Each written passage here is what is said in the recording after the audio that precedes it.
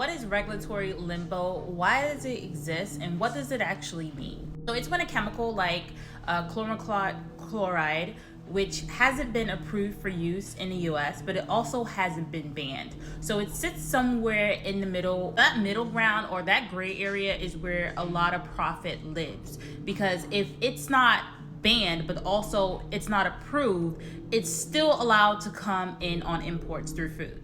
Now, see, banning a chemical outright can cause major international trade issues. So like Canada, they use a specific chemical on their oats. If America decides that, hey, we are not allowing this to come in through our trade routes because it's not allowed here, that would interrupt trade deals, contracts, and billions of dollars in food imports. So instead of banning it, they leave it in a regulatory limbo, which basically says, hey, so we technically don't use it here, but they still allow it to come into the country through imports. I think it's extremely deceptive, especially I think Canada, we get 80% of our oats from Canada.